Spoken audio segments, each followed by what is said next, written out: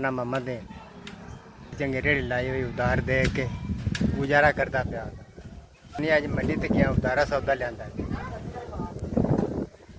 जी वानी चवानी आई वही तो खर्चा कर बैठा जी पैसा पल्ले को नहीं महंगाई का दौर है 200-400 रुपया बचता की बनता है जी ये वानी चवानी ला बैठा तो कर्जा चाह है जी कि मैं गुजारा करा मैं हम ना करा सरदा नहीं तो गुजारा करना बहन तो बच्चे बहन बूहे तो बैठे जी तो बस क्या जी बहन भी पालता बंदा बच्चे भी पालता